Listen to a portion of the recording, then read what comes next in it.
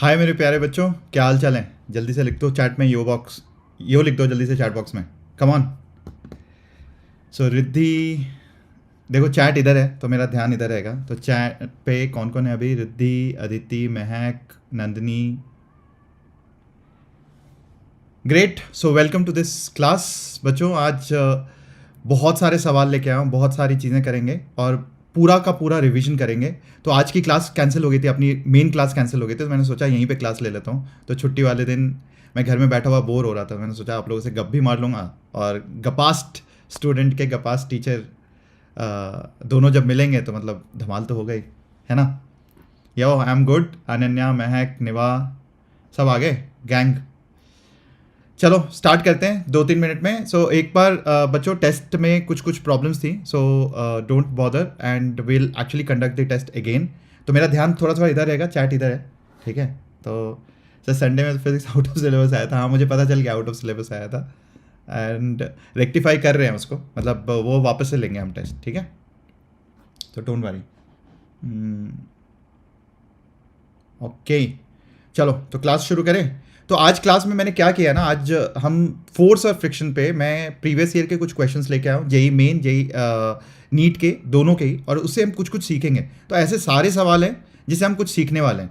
तो कोई भी ऐसा सवाल नहीं होगा जो आउट ऑफ द बॉक्स होगा, कोई भी ऐसा सवाल नहीं होगा जो बिल्कुल इधर उधर आएगा। इसलिए मैंने मोस्ट प्रॉबल बोला है कि मोस्ट प्रॉबल प्रॉब्लम्स करेंगे आज जो फोर्स ऑफ फ्रिक्शन में होगा, और कोशिश करेंगे उनसे सारे फोर्स ऑफ फ्रिक्शन में जो भी थ्योरी करी है सब कुछ रिवाइज करने की।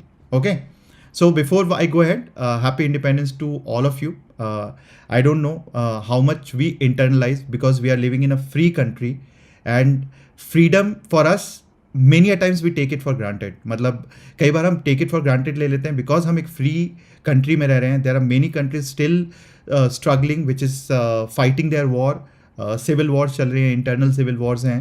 Although in our country also sometimes it happens, but still it's a very peaceful country that we are living in, and we should be blessed. We are actually blessed to live in this country, born in this country, and we should be extremely proud as an Indian. So we should all come together and celebrate this Independence Day. So मैंने अपना Independence Day सोचा कि ऐसे celebrate करता हूँ आप लोगों के साथ, ताकि मैं इंडिपेंडेंट फील कर पाऊँ। पुलके सर ने आज वो दिन में एक वीडियो बहुत प्यारा सा बोला था कि भाई इंडिपेंडेंस ना is not in the country, वो सब तो हम हो चुके हैं, बहुत साल हो गए हैं। अब एक्चुअली रियल सेंस में अपने आप को इंडिपेंडेंट करना है बाकी सारे थॉट से, so that we can grow and we can make this country super super proud, right. And we are doing just one bit in that direction, because clearly हमने जो ऑनलाइन या एडुकेशन एडटेक में जो हमने ये सब शुरू किया था ना, इसका एक पर्पज़ था बच्चों कि 10 साल के बाद जब इंडिया आगे जाएगा तो कहीं ना कहीं गांव का हर वो बच्चा एस्पायर कर रहा होगा कुछ अच्छा करने का, क्योंकि एडुकेशन जो है सबके लिए लेवल प्लेइंग फील्ड हो जाएगा। एडुकेशन की कमी की वजह से या नॉन एक्सपोजर की वजह से अच्छे टीचर्स को उनकी पढ़ाई नहीं रुकेगी और उनका कॉन्फिडेंस कम नहीं होगा। तो ये हमारी सोच थी 2014 में, इसलिए हमने वेदांतु शुरू किया, ताकि इंडिया 10 साल के बाद जब हम देखें, आज से 10 साल के बाद देखेंगे तो एडुकेशन जो है वो उनके बीच में नहीं आएगा, उनकी ग्रोथ के बीच में नहीं आएगा। And everyone when they start aspiring big, India will go on to a different path, and that is our mission of Vedantu, कि हर घर में वेदांतु हो, ताकि अब वेदांतु हो या कोई भी एडुकेशन हो, it doesn't matter that much, because clearly हमारा अल्टीमेट गोल क्या है ना, अल्टीमेट गोल है ये क्वालिटी एजुकेशन हर बच्चे तक पहुंचना, ठीक है। चलो, सो this is my introduction for all those who will be watching me for the first time. वैसे तो मेरी क्लास है पूरी, but I am Anand Prakash, को फाउंडर वेदांतु, एंड ब्ला ब्ला ब्ला सारी चीज़ें देख लेना आप, ठीक है। चलो, now will start with our first question. तो बच्चों फटाफट चैट बॉक्स में आंसर और जितना भी स्पैम कर सकते हो कर दो, मतलब आंसर बताओ मुझे चैट बॉक्स में कि क्या है इसका आंसर। एग्जैक्टली यहाँ पे क्या आंसर करने वाले हो आप लोग। 3 ब्लॉक दिया हुआ है, M, 2M और 3M, और ये दिया हुआ है कि after an upward force is applied on this block M, इस M के ऊपर एक अपवर्ड फोर्स लगा है ऊपर की ओर, ठीक है। तो आप पूछ रहे हैं कि masses move upward with a constant speed v, है ना। मासेस जो है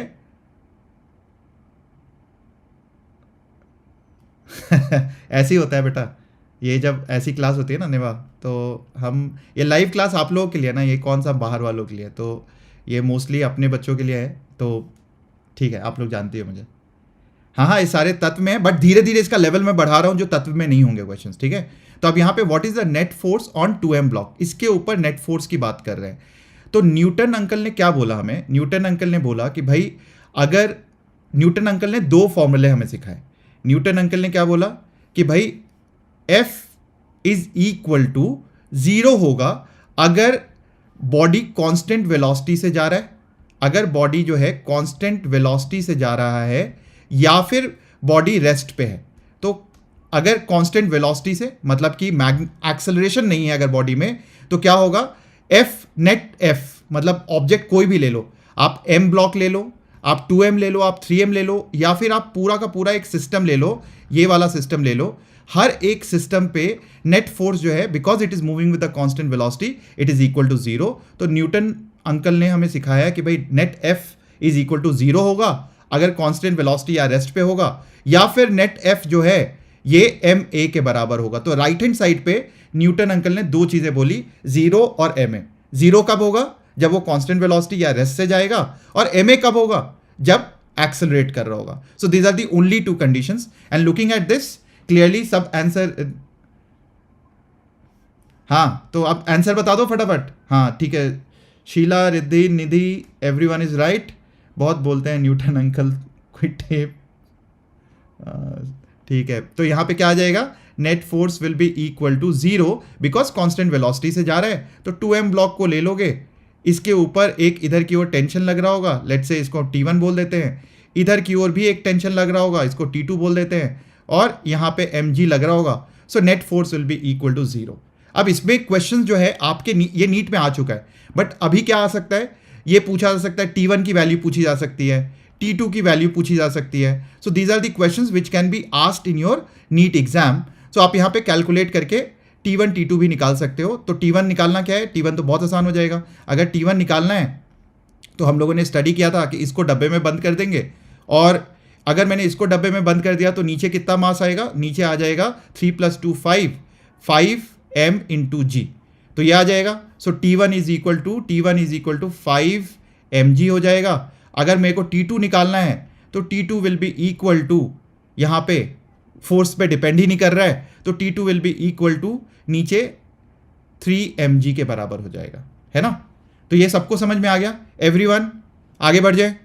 तो इस टाइप के क्वेश्चंस आपके एग्जाम में आगे आ सकते हैं। तो क्वेश्चन अभी यहाँ पे क्या पूछा था, यहाँ नेट फोर्स पूछा था, ब्लॉक पे क्या है, आगे जाके आपसे T1 T2 ये भी पूछा जा सकता है कि find the tension in string, this string, ये वाला कनेक्टेड स्ट्रिंग, या फिर T2 जो कि ये वाला स्ट्रिंग है, इसमें पूछा जा सकता है tension. So this is the first question. I hope everyone has got this question right.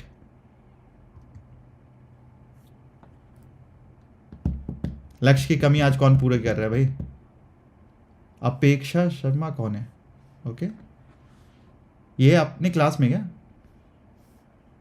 बच्चे, आप हमारे क्लास में हो क्या अपेक्षा, मैंने नाम क्यों नहीं देखा। Anyways, 3 blocks ABC are connected 4 kg, 2 kg, 1 kg respectively are in contact with frictionless surface as shown.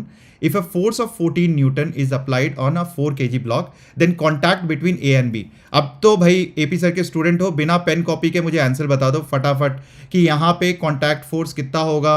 ये है भाई 4 kg, ये है 2 kg, ये है 1 kg। अभी नीट के सवाल कर रहा हूँ, बट आगे धीरे धीरे धीरे लेवल बढ़ाऊंगा मैं, ठीक है। तो जल्दी जल्दी से बताओ भाई।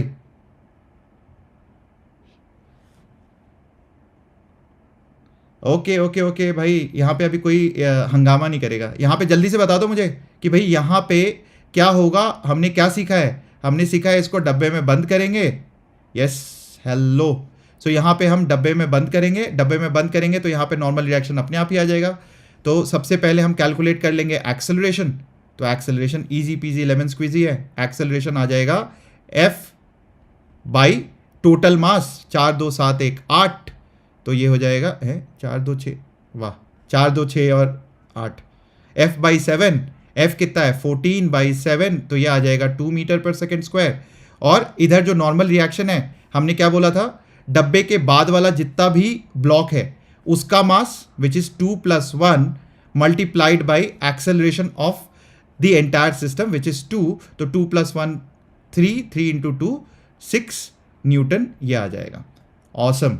तो ऋत्विका ने सही आंसर दिया है, सामिया ने सही आंसर दिया, श्रुति ने सही आंसर दिया, निधि, अदिति, सबने सही आंसर दिया है, अपेक्षा ने भी सही आंसर दिया। तो परफेक्ट।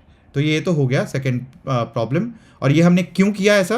क्योंकि हमने सीखा था कि अगर मैं ये फ्री बॉडी से देखता हूँ 2 kg और 1 kg, इनको इकट्ठा अगर मैंने लिया तो इनका एक्सेलरेशन मुझे पता है, और इस सिस्टम के ऊपर केवल और केवल एक फोर्स लग रहा है इस डायरेक्शन में, which is the normal force, and acceleration मुझे पता है। तो मैं n is equal to, Newton uncle ने क्या बोला? न्यूटन अंकल ने बोला कि भैया जो भी सिस्टम लिया आपने, एक बॉडी लिया, 2 बॉडी लिया, 3 बॉडी लिया, उसका मास इनटू उसका एक्सेलरेशन। तो यहां 2 बॉडी लिया, उसका मास कितना हो गया 3, और उसका एक्सेलरेशन कितना हो गया वो तो हमने पहले निकाल लिया है। सो ये इसलिए 6 न्यूटन यहां से आ गया। हाँ शिवांश क्या बोल रहे हो बेटा? सर क्या आपसे CBSE 11 स्टार्ट कर रहे हो तो हो जाएगा, होगा फॉर जेई? अरे हो जाएगा जब भी शुरू करो बेटा। आप 12th में हो 11th में, पहले ये बता दो मुझे। 12th में हो 11th में हो? चलो अब यहां आते हैं हम नॉन इनर्शियल फ्रेम में। नॉन इनर्शियल फ्रेम, चलो कौन आंसर बताएगा इसका फटाफट? ABCD, कौन सा आंसर होगा इसका? In a non inertial frame of reference. तो क्या होता है नॉन इनर्शियल फ्रेम? हम लोगों ने सीखा था कि एक ऐसा frame, non inertial frame, non inertial पे हमने बहुत सारे क्वेश्चन भी किए हैं।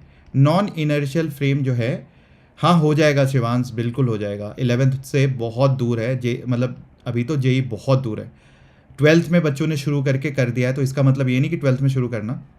हाँ तो नॉन इनर्शियल फ्रेम क्या होता है, इसलिए मैं चैट नहीं देखता हूँ, है ना, मैं डिस्ट्रैक्ट हो जाता हूँ। बट क्लास में मज़ा भी उसी का आता है, चैट का ही मज़ा आता है। कहाँ है बाकी बच्चे? कहाँ है? रिवाइज नहीं करना उनको? निमा तुम्हारी क्लास सो रही है लगता है। तो non inertial frame, yes, non inertial frame क्या होता है? Accelerating frame. मतलब एक फ्रेम जो एक्सेलरेट कर रहा होता है उसको हम नॉन इनर्शियल फ्रेम बोलते हैं। एंड नॉन इनर्शियल फ्रेम में हम लोगों ने क्या बोला था? न्यूटन अंकल ने सिखाया हमें F is equal to ma। लेकिन ये किस फ्रेम में सिखाया उन्होंने? ये हमारा एप्लीकेबल होता है इनर्शियल फ्रेम में। मतलब एक ऐसा फ्रेम जिसका एक्सेलरेशन क्या होता है? जिसका एक्सेलरेशन 0 होता है, उस फ्रेम में ये होता है। तो अगर कभी भी आप एक एक्सेलरेटिंग फ्रेम में चले जाते हो तो आपको ऑब्वियसली एक्सेलरेटिंग फ्रेम में क्या करना होगा? ये माइनस करना होगा इसमें से pseudo force, and therefore it will become equal to ma minus the pseudo force for the Newton law to be applicable. तो सूडो फोर्स आप इसमें से माइनस करते हो। परफेक्ट, इसका आंसर C होगा। और हम लोगों ने एक लिफ्ट वाला एग्जाम्पल भी देखा था कि लिफ्ट वाले एग्जाम्पल में क्या होता है। लिफ्ट वाले एग्जाम्पल में हमने बोला था कि भाई अगर लिफ्ट में एक इंसान खड़ा है और वो लिफ्ट अगर ऊपर की ओर जा रहा है, ऊपर की ओर जा रहा है, तो नॉन इनर्शियल फ्रेम क्या बोलता है? नॉन इनर्शियल फ्रेम मतलब मैं इस फ्रेम में हूं, तो इस फ्रेम में तो ये रेस्ट पे दिखेगा, और रेस्ट पे दिखने के लिए n राइट हैंड साइड क्या था? 0 था। तो राइट हैंड साइड 0 करने के लिए क्या करना होगा? n माइनस mg, और ऑब्वियसली एक और इसमें से सूडो फोर्स जो है आप माइनस कर देते हो, माइनस सूडो फोर्स कर देते हो। तो हमेशा याद रखना, जिस डायरेक्शन में फ्रेम मूव कर रहा होता है सूडो फोर्स उसके ऑपोजिट डायरेक्शन में लगाते हो। तभी हमने माइनस किया है कि जिस डायरेक्शन में ma के डायरेक्शन में अगर कोई चीज मूव कर रही होती है उसमें से सूडो फोर्स माइनस कर देते हो for this equation two make sense, and therefore this is the valid answer. ठीक है, सबको याद है ना? तो यहां पे क्या आ जाएगा? n will be equal to mg minus pseudo force, और यहां पे सूडो फोर्स क्या होता है? Pseudo force is equal to mass into accelerating frame of reference, and इसीलिए यहां पे ma आ जाएगा। ठीक है, तो ये इस तरीके से हमने कर दिया। चलो बच्चों, अब चैट में कोई डाउट है तो पूछ लेना मुझसे, अभी चैट इसके बाद। तो चलो अब ये देखो क्वेश्चन, बिना पेन कॉपी के आपको बताना है मुझे कि ABCD मैं बता देता हूं कि D नहीं है। ठीक है, तो ABC में बताओ मुझे बिना पेन कॉपी के आंसर क्या होना चाहिए।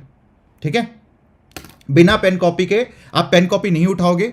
और जो अभी हमने बताया था, लिफ्ट वाले केसेस बताए हैं, लिफ्ट वाले केसेस में हम लोगों ने क्या डिस्कस किया हुआ है? हम लोगों ने डिस्कस किया हुआ है कि भाई अगर लिफ्ट है और लिफ्ट ऊपर की ओर एक्सेलरेट कर रहा है तो एपरेंट वेट क्या हो जाता है, ये इंक्रीज होता है डिक्रीज होता है, ये इंक्रीज होता है या डिक्रीज होता है।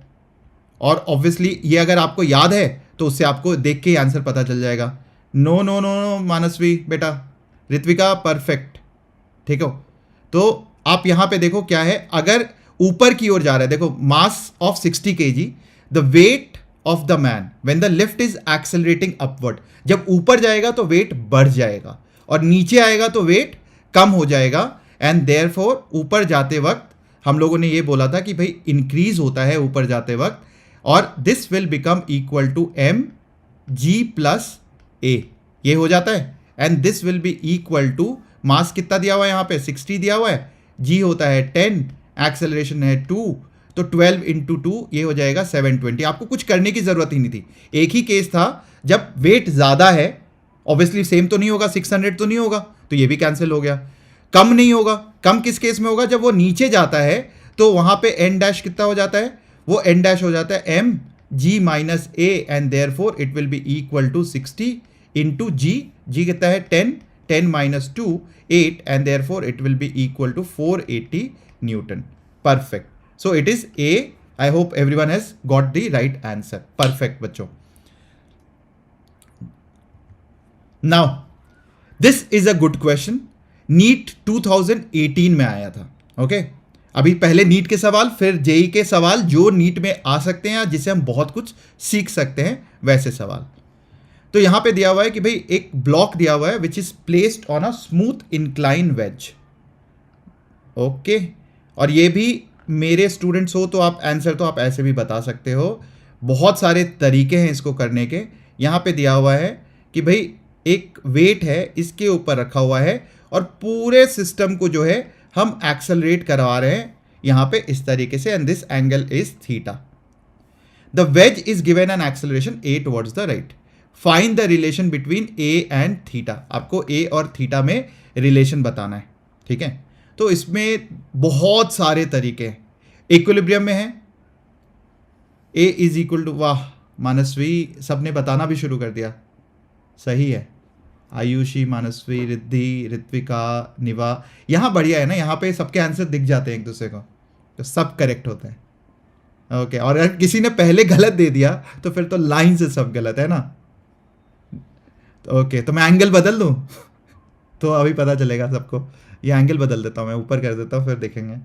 एनीवेज, तो अब आंसर तो पता ही है सबको। तो यहाँ पे क्या है, हम लोगों ने क्या सीखा था कि भाई ये है, यहाँ पे अगर हम देखें तो यहाँ पे दो फोर्सेस लग रहे हैं, एक है एन जो कि परपेंडिकुलर लगता है और एक है एम जी जो इस डायरेक्शन में लगता है। और हमने कहा कि एन के दो कंपोनेंट होंगे, एक कंपोनेंट इधर की ओर, और इसको हमने क्या बोला था, एन साइन ऑफ थीटा। कैसे निकाला था हमने, हमने बोला था भाई कि एन जो है अगर इस डायरेक्शन में लग रहा है तो ये कंपोनेंट, दिस एंगल अगर ये थीटा है तो ये भी थीटा होगा, एंड ये component is n sine of theta, ये component is n cos of theta, और ये इधर की ओर एम जी।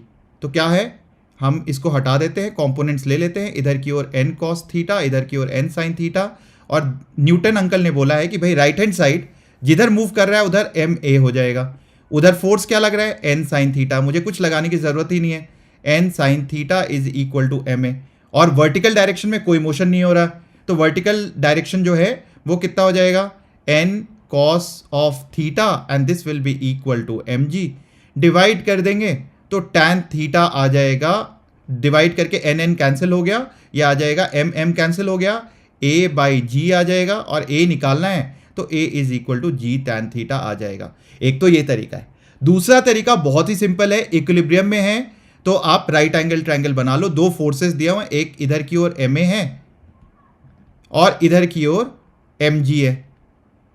और हमेशा अगर आप राइट एंगल ट्रायंगल बनाओगे तो वहां से आपको आइडिया लग जाएगा कि भाई इधर की ओर एक चीज़ है, इधर की ओर एक चीज़ है। अगर मैं एम जी मतलब दोनों डायरेक्शन पलट के भी देख सकता हूँ, तो टैन थीटा क्या हो जाएगा, अगर इधर की ओर एम जी बोल देता और इधर की ओर एम ए बोल देता तो आप क्या बोलते, टैन थीटा क्या होता, टैन थीटा यहाँ पे आ जाता, यहाँ पे उल्टा आ जाता टैन थीटा, क्योंकि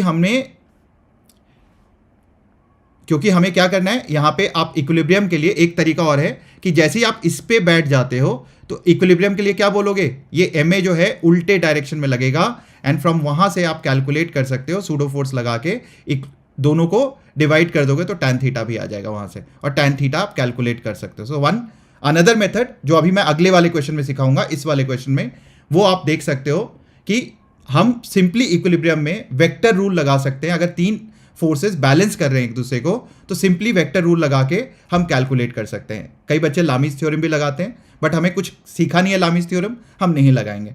तो हम सिंपली क्या करेंगे, ये क्वेश्चन बता दो यहाँ पे, ये वाला क्वेश्चन बहुत ही सिंपल है.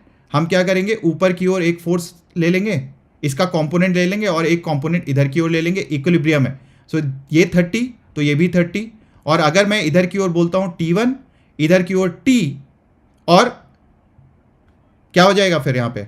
So basically I can simply से, और नीचे की ओर mg, एक सिस्टम ले लेते हैं, ये वाली पूरी सिस्टम एक ले लेते हैं, तो क्या हो जाएगा, इसके ऊपर नेट फोर्स, इसके ऊपर अगर आप देखोगे नेट फोर्स क्या लग रहा है, ऊपर की ओर लग रहा है T1 साइन ऑफ 30 डिग्री, नीचे की ओर लग रहा है कैपिटल mg, लेफ्ट की ओर डब्बा मान लेते हैं, ये पूरा का पूरा एक डब्बा मान सकते हैं हम. इस पूरी चीज को जब डब्बा मान लोगे तो इधर की ओर क्या हो जाएगा, t cos theta, t cos 30 degree, और इस डायरेक्शन में क्या आ जाएगा, एक टेंशन आ जाएगा.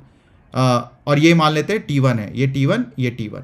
तो अब क्या हो जाएगा यहाँ पे, बहुत ही सिंपल है, ये भी बिल्कुल पिछले वाले क्वेश्चन की तरह है. अगर इक्विलिब्रियम में है तो आप सारे फोर्सेस को बैलेंस कर दोगे, तो यहाँ से दो इक्वेशन आ जाएगा. एक इक्वेशन आ जाएगा T1 sine of 30 degree is equal to capital mg, और T1 cos of 30 degree is equal to t.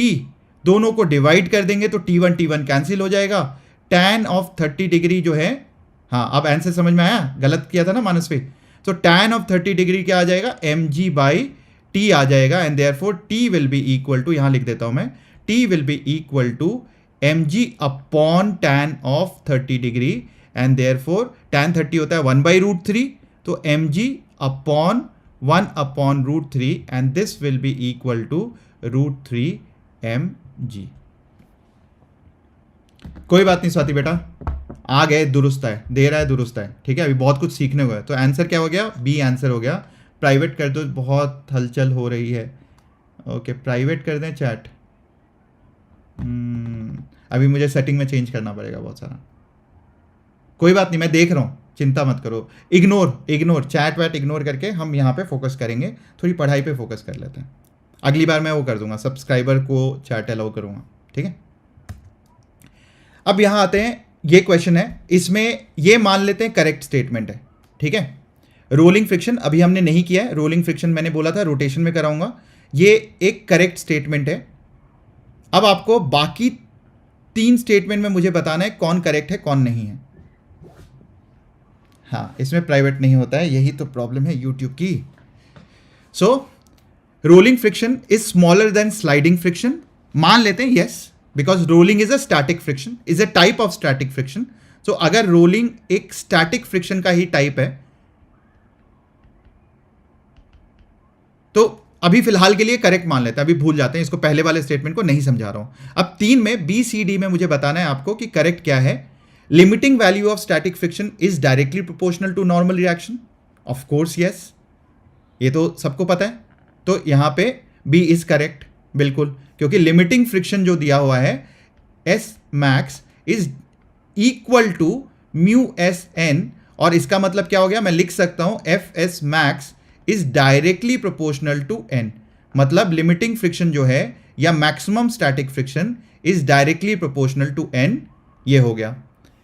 Coefficient of sliding friction, भाई देखो इधर फोर्स और इधर भी फोर्स, तो इसका डायमेंशन क्या होता है, म्यू एस का डायमेंशन क्या हो जाएगा, एफ एस भी फोर्स है, उसका डायमेंशन होता है न्यूटन, और नॉर्मल रिएक्शन ये भी न्यूटन होता है. तो ये म्यू एस कोफिशिएंट जो हो गया static friction, this is a dimensionless quantity. So this is a dimension, और ये कॉपी में नोट कर लेना आप.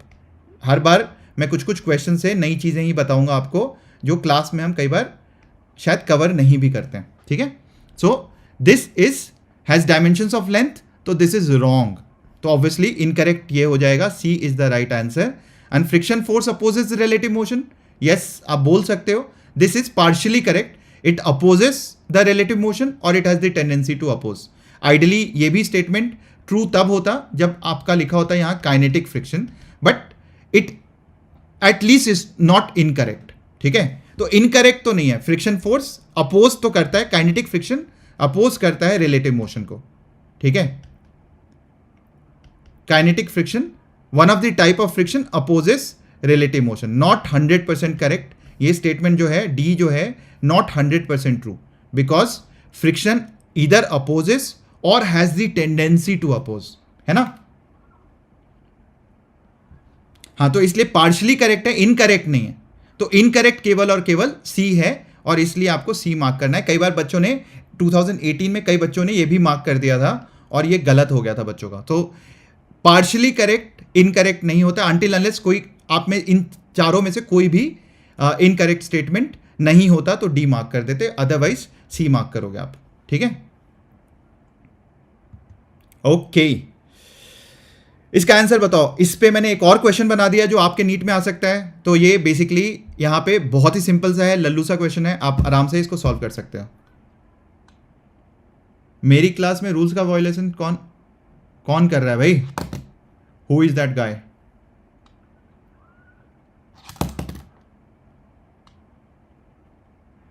Can be greater, can be not, depends on the situation, it's a self adjusting. But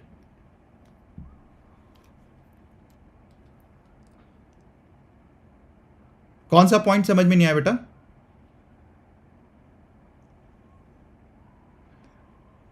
sir Vishal sir की याद आ रही है. हाँ, विशाल सर की याद आ रही है ना यहाँ पे. मुझे भी लगता है कि कोई चैट मॉडरेट कर रहा होता और डाउट आपके हैंडल हो रहा होता. सो देखो बच्चों, यही तो फायदा है ना वेदांतु की क्लासेस में. देखो मुझे अब यूट्यूब की क्लास है, अब वेदांतु की क्लास है, तो basically I think that is one great advantage in our classes, है ना. तो अभी तक कितने क्वेश्चंस हो गए हैं स्वाति बेटा? अभी तक कितने क्वेश्चंस हो गए हैं देख लेते हैं. 1 2 3 4 5 6 7 प्रॉब्लम्स हो गए अभी तक ये. ठीक है, ऑप्शन डी कर रहा है. ओके, देखते हैं. सो बेसिकली मैंने आपको क्या सिखाया था बेटा कि calculate the acceleration of the block and trolley system.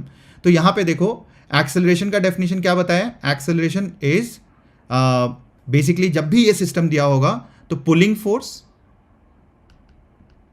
Force minus opposing force upon total mass, ये बताया था मैंने, अपॉन मास जो कि टोटल मास है. अब आप देखो यहाँ पे इधर की ओर इसको पुल क्या कर रहा है, mg, तो 2g कर देंगे. और अगर ये ट्रॉली देखोगे तो ट्रॉली पे बेटा दो फोर्सेस लग रहे हैं. एक फोर्स, एक तो वर्टिकल डायरेक्शन में लग रहा है नॉर्मल, और mg, तो मोशन इस डायरेक्शन में तो नहीं हो रहा, तो ऑब्वियसली ये दोनों एक दूसरे को कैंसिल कर देंगे. मतलब n किसके बराबर हो जाएगा, mg के बराबर हो जाएगा.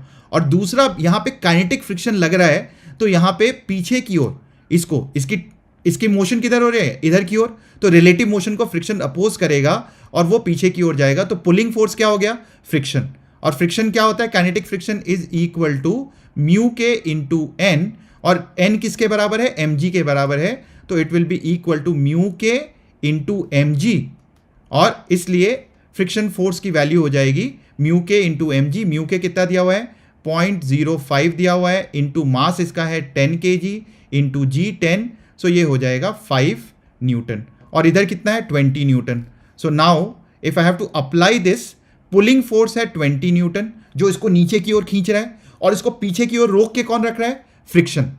हमने न्यूटन लॉ में क्या सीखा था, न्यूटन लॉ में फ्रिक्शन के बिना सीखा था. अब हम यहाँ क्या सीख रहे हैं, फ्रिक्शन के साथ सीख रहे हैं. तो -5 अपॉन टोटल मास, दोनों का ऐड कर देंगे मास, ये मत भूलना, गलती मत करना. So upon 12, and therefore it is 15 upon 12, and 3 से कट जाएगा, 3 5 15, 3 4 12, and therefore it will be 1.25 metre पर सेकेंड स्क्वायर.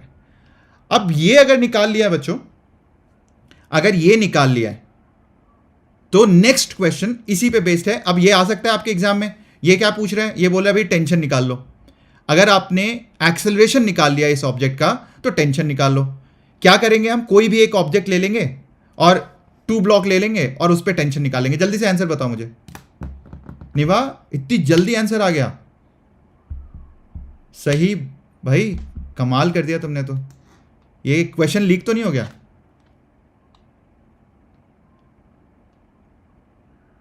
ऋत्विका बोल रहा है अगर लाइव क्लास होता तो 30 मिनट्स में 3 क्वेश्चन कर पाते।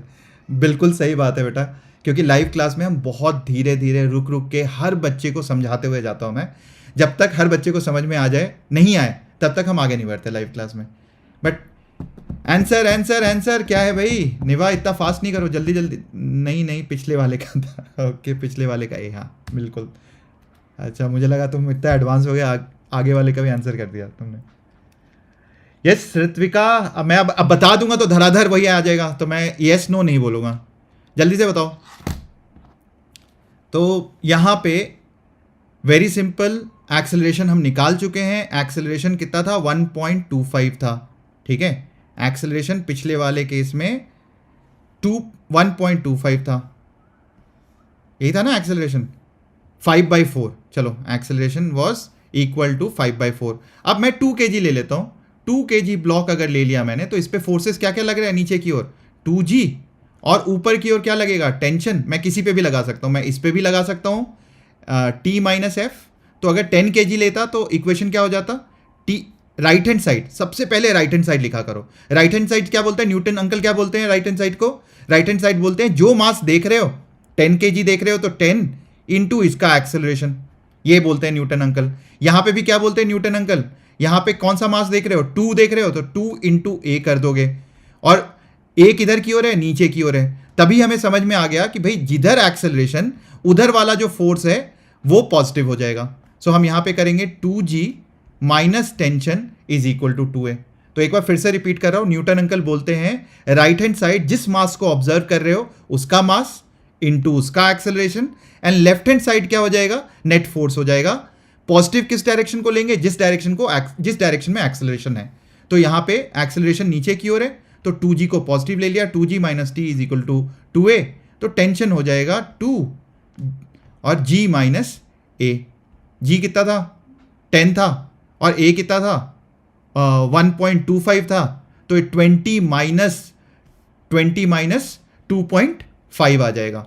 तो tension will be equal to, यहाँ पे क्या आ जाएगा? T - F। तो यहाँ से भी कर सकते थे आप। सो इस जगह से क्या आ जाएगा? Tension will be equal to 20, 2 into g 20 minus 2 into 1.25।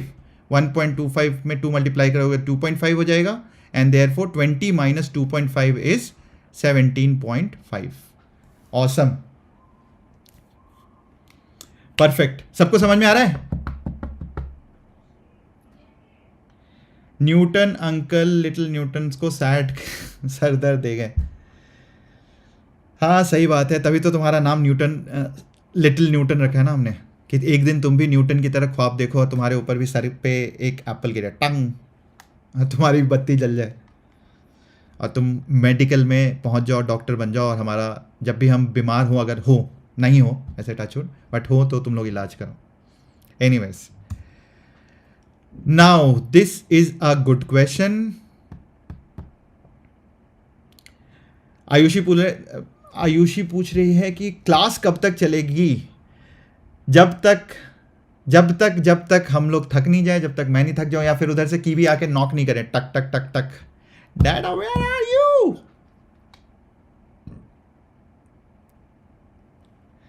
भाई देखो, हर जनरेशन को लगता है कि पिछले जनरेशन जो है ना, उनसे वो समझदार है। जब वो फ्यूचर जनरेशन में पहुंचती है तो उनको लगता है यार ये सब गलत सोचते थे हम।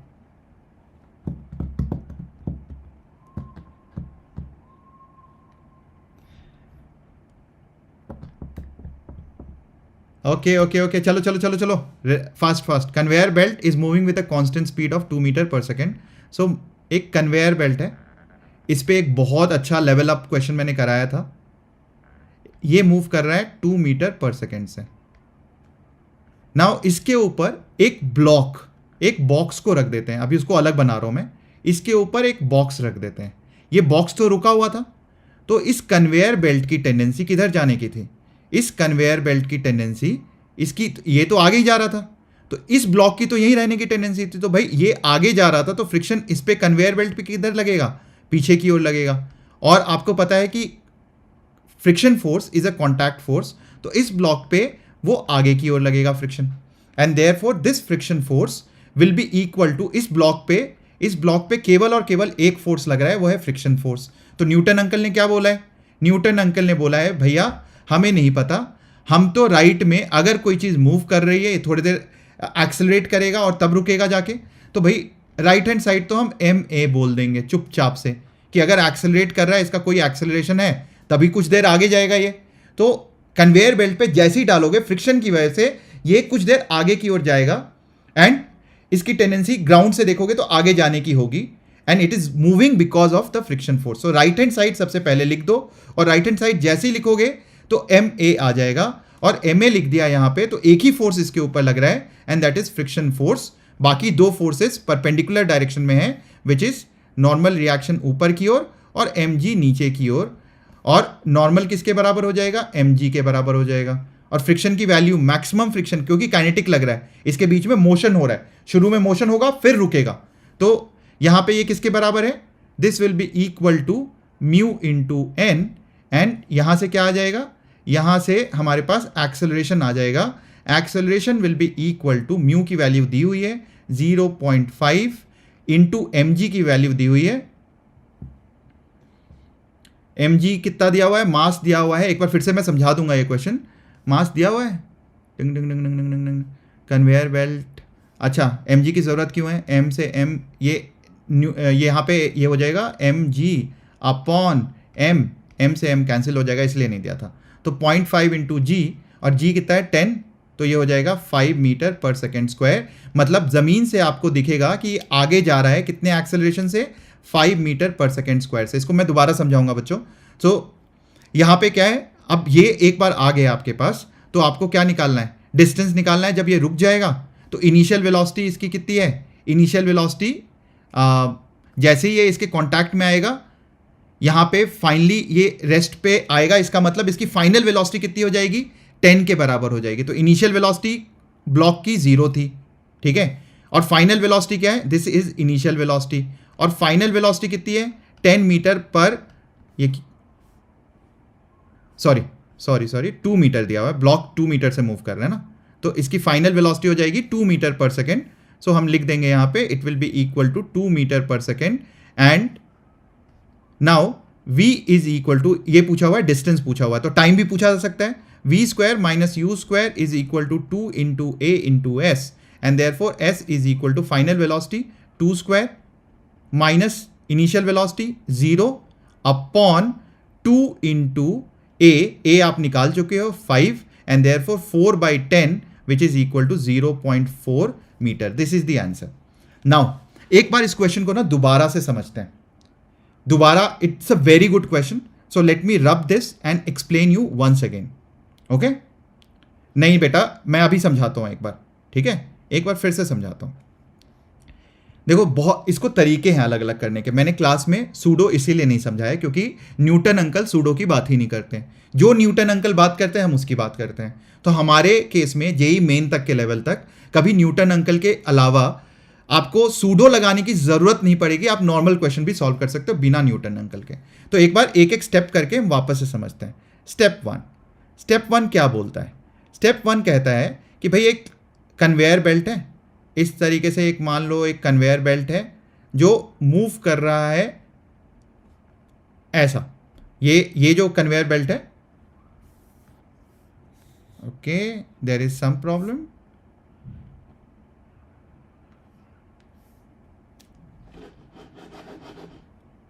ओके बच्चों एक minute, just give me 1 minute. So I hope everyone is looking at the stream, सब ठीक है, can you hear me, write yo in the chat box, जल्दी से लिख दो चैट बॉक्स में यो, अगर आप मुझे देख सकते हो सुन सकते हो तो right yo in the chat box quickly.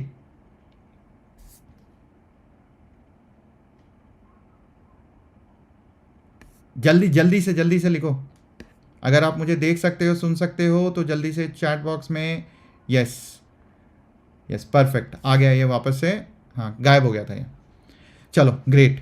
सो अब यहाँ पे दिया हुआ है, ये भी टफ क्वेश्चन देख के ना ये भी डर गया बेचारा। सो अब ये दिया हुआ है कि ये भाई कन्वेयर बेल्ट ना इधर की ओर जा रहा है 2 मीटर पर सेकेंड से, ठीक है। This is first step. Second step, आप एक बॉक्स को ड्रॉप करते हो। सेकेंड स्टेप है एक बॉक्स को आप सिंपली इस कन्वेयर बेल्ट पे रख देते हो। इस बॉक्स की इनिशियल वेलोसिटी कितनी है? ऑब्वियसली रखते हो, इसका मतलब ये सिंपली प्लेस कर रहे हो इसके ऊपर। आप ये कन्वेयर जा रहा था, आपने इसके ऊपर एक चीज रख दी, तो क्या होगा?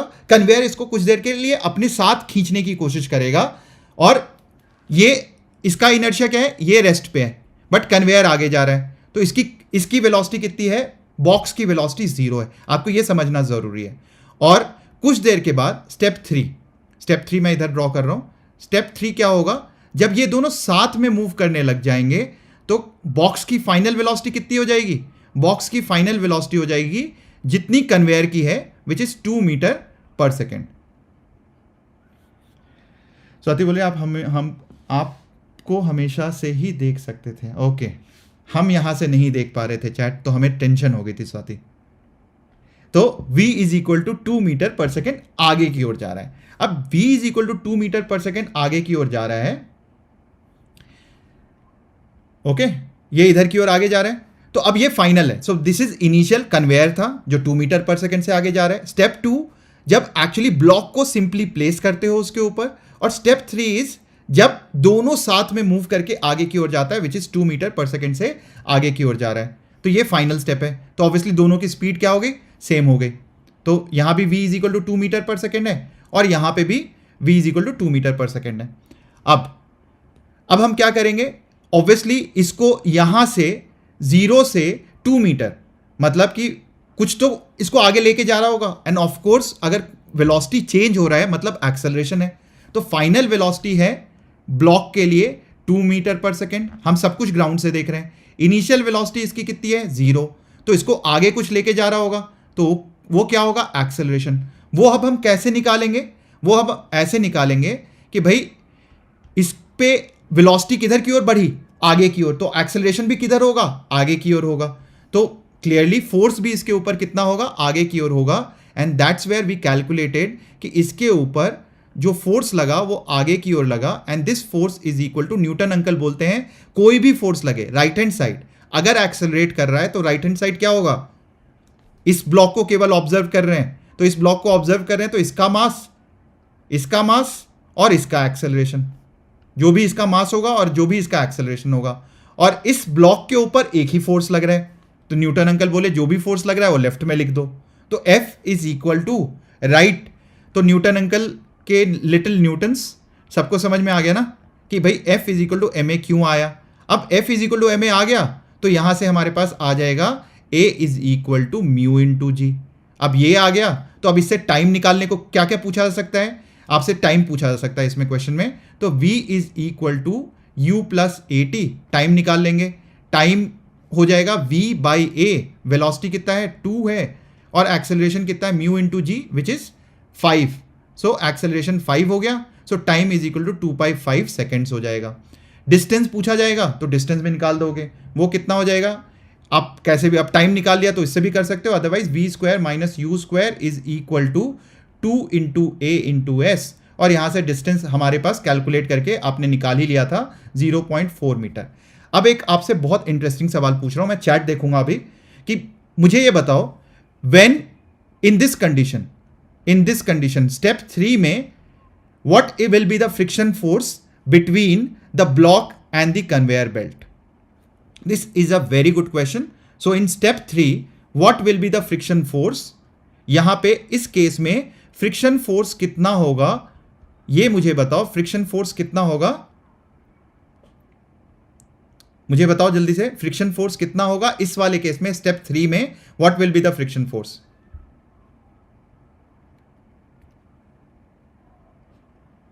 क्या कर रहे हो तुम लोग? गपास चालू कर दे तो यहां ध्यान, पेन कॉपी लेके बैठे हो ना कि गप मारने बैठे हो? चलो कम ऑन एवरीवन, चैट में मुझे जल्दी से बता दो कि भाई फ्रिक्शन फोर्स कितना होगा यहां पे। ऋत्विका बेटा आज तुम मतलब फ्रैंकली ना you are doing massive great work, मतलब मजेदार, मतलब big round of applause to you Ritvika. जल्दी से तालियां बजाओ यार ऋत्विका के लिए, बिल्कुल आज कोई गलत क्वेश्चन, गलत आंसर कर ही नहीं रही है। Yes थस्मय perfect. मास वास की जरूरत नहीं है निभा। फ्रिक्शन क्या बोलता है, फ्रिक्शन क्या बोलता है, अगर रिलेटिव मोशन नहीं हो रहा है, अगर दो ऑब्जेक्ट के बीच में रिलेटिव मोशन नहीं हो रहा है तो फ्रिक्शन कितना होगा? जल्दी से बताओ निभा, आंसर ऊपर से नहीं देखना। यस, गोल बटा सन्नाटा अंडा, मतलब अगर दो ब्लॉक, देखो यहां पे ब्लॉक और ये which is conveyor belt, block और कन्वेयर बेल्ट। ऋत्विका के लिए जल्दी से सब ताली मारो यार please, she is doing amazing job, आज उसने ऑलमोस्ट सारे क्वेश्चंस का आंसर सही दिया है। सो ये ब्लॉक सब और पहले दिया है इसलिए मैं उसको बोल रहा हूं, ठीक है। तो ये और ये ब्लॉक एंड कन्वेयर बेल्ट दोनों की वेलोसिटी सेम है, यहां पे 2 मीटर पर सेकेंड और यहां पे भी 2 मीटर पर सेकेंड। जब दोनों की वेलोसिटी सेम है उस केस में क्या हो जाएगा, उस केस में बिकॉज रिलेटिव मोशन नहीं हो रहा है तो फ्रिक्शन फोर्स नहीं लगेगा। And that is very very very important point. It can be asked in your JEE Main में भी पूछा सकता है, नीट में भी पूछा सकता है। तो ये नोट कर लो ये पॉइंट कि when relative motion between two blocks becomes equal to zero, जब इनके बीच में रिलेटिव मोशन बंद हो जाता है या दोनों की वेलोसिटी सेम हो जाती है तो उनके बीच में कभी फ्रिक्शन नहीं लगेगा। Okay, so let me add one more slide. Can I add one more slide? नहीं, ये तो नहीं करने दे रहा, ठीक है। परफेक्ट है ना, तो यार टॉपर, यार टॉपर हो या जो भी हो तालियां तो बजती है ना आज, मतलब हर रोज तो नहीं दिखती है मुझे फर्स्ट पे आते हुए आंसर, बहुत और बच्चे भी होते हैं बट आज दिख रही है। Yes perfect. Now here comes एक क्वेश्चन जो पुलिंग एंड पुशिंग फोर्स की बात कर रहे हैं, रिलेटिव यानी उल्टा सर। नहीं बेटा, एक बार सुन, इसको ध्यान से देखते हैं। एक बार मैं इसको फिर से रब करके वापस से इसी शीट पे, लेट मी जस्ट, कहाँ गया, here is the pen, erase all the ink and coming back to this. So let me explain this question once again. Case 1, मान लो दो ऑब्जेक्ट है, ठीक है, मान लेते हैं दो ऑब्जेक्ट है, एक है m1 मास और एक है m2 mass. And this is very important from JEE Main, advance, NEET, क्योंकि ये बेसिक कॉन्सेप्ट है। और ये मान लो रखा हुआ है फ्रिक्शन लेस सरफेस पे, तो म्यू क्या है यहाँ पे, म्यू 0 है फ्रिक्शन लेस सरफेस पे, और दोनों ऑब्जेक्ट को मैंने साथ में इक्वल वेलोसिटी दे दी। तो अब क्या है, अगर मैं अलग अलग देखता हूं, अब यहां पे ध्यान से देखना बच्चे, m1 की वेलोसिटी कितनी है v, और m2 की वेलोसिटी कितनी है v, m2 की वेलोसिटी भी v, और m2 और ग्राउंड के बीच में फ्रिक्शन कितना है, यहां पे दिया हुआ है कि m2 और ग्राउंड के बीच में म्यू है 0, विच मीन्स कोई फ्रिक्शन नहीं है। तो अब इसको तो कोई अपोज करेगा नहीं। अब ये क्वेश्चन पूछा रहता है कि भाई m1 और m2 के बीच में फ्रिक्शन फोर्स बताओ। तो हमने क्या बोला था, हमने बोला था फ्रिक्शन जो है हैज दी टेंडेंसी, पूरी एक बार फिर से लिख रहा हूं मैं, has the tendency to oppose, has the tendency to oppose और opposes relative motion between surfaces in contact.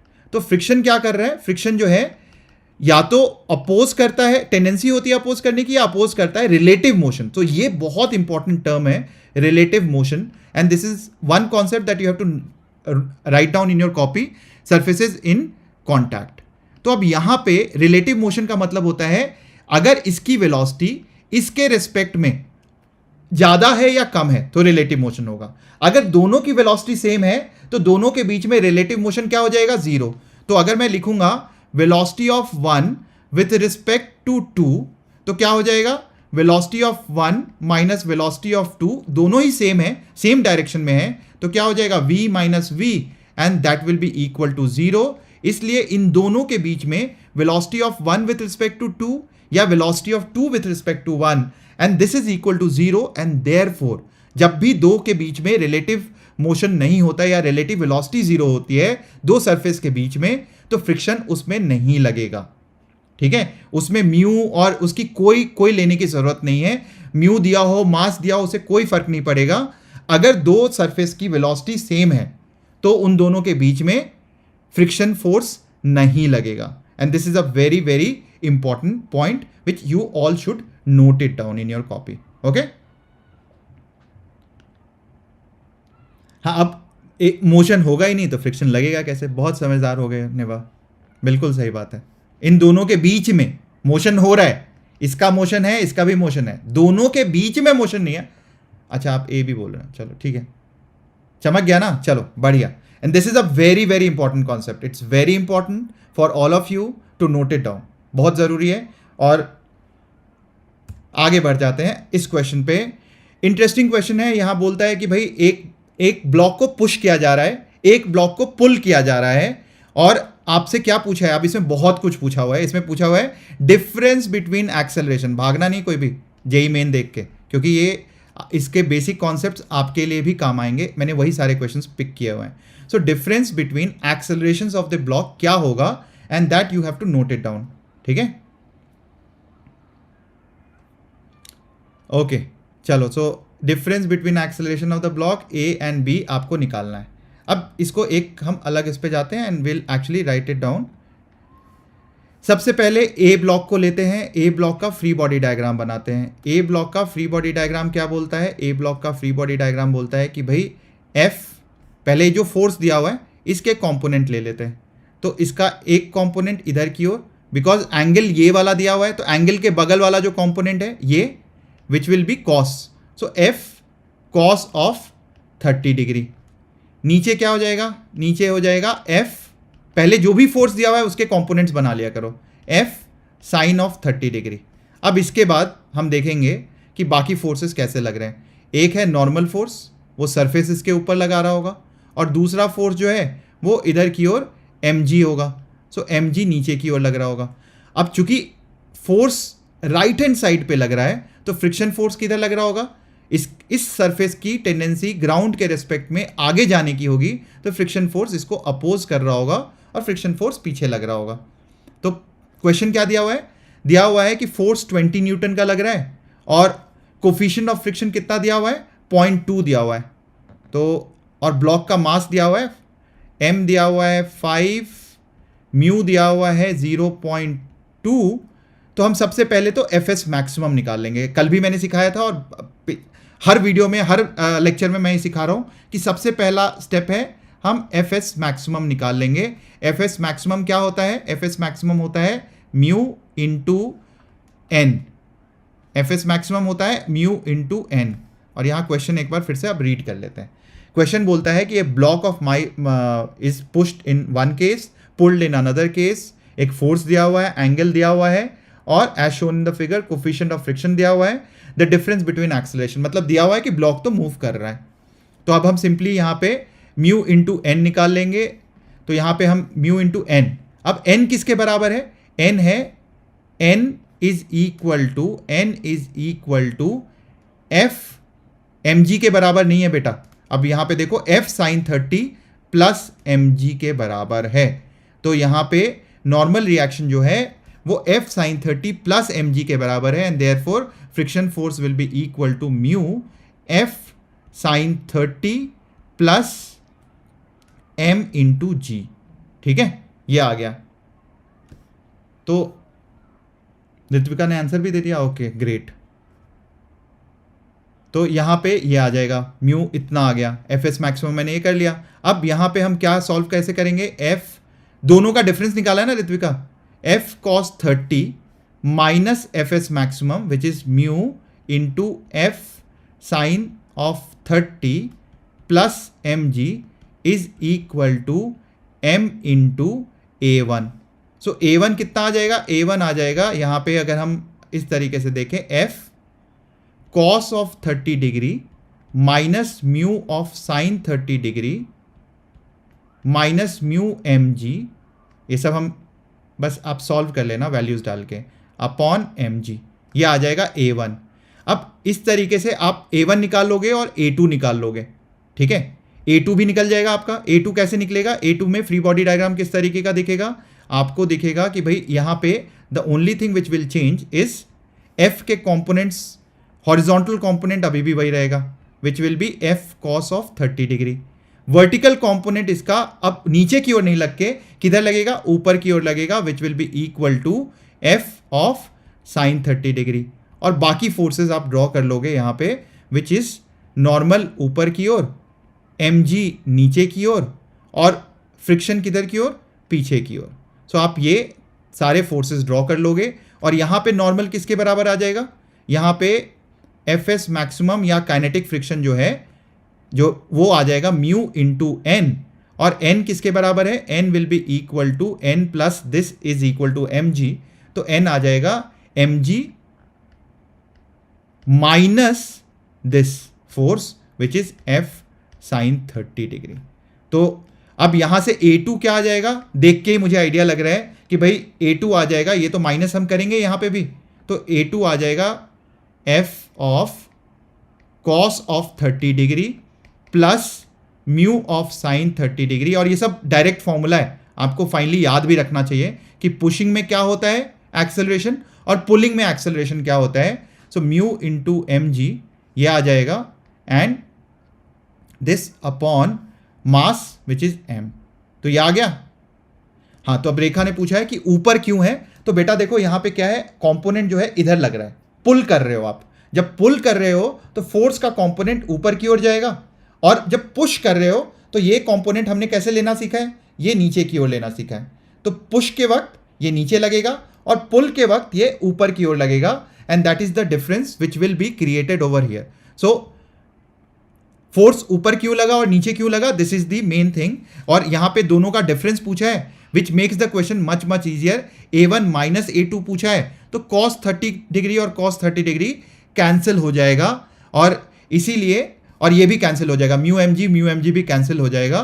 और केवल देखो बहुत इंटरेस्टिंगली दोनों का एक्सेलरेशन का डिफरेंस पूछा है ना, तो interestingly it was a very easy question, because what it actually meant was कि भाई ये जो पॉजिटिव है ये कैंसिल, ये नेगेटिव कैंसिल, और केवल ये कंपोनेंट रह जाएगा, and therefore a2 minus a1 will be equal to f into 2 mu sine 30 degree upon m।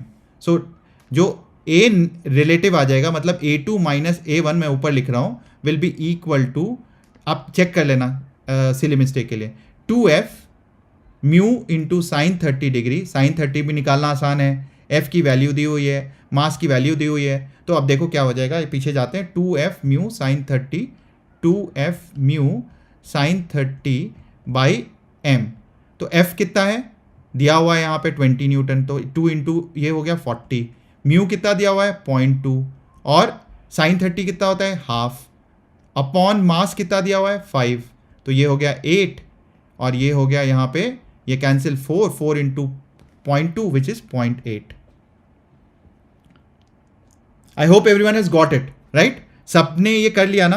तो देखो क्वेश्चन आसान था, क्वेश्चन बहुत डिफिकल्ट नहीं था, यहां से बहुत कुछ सीखने को है।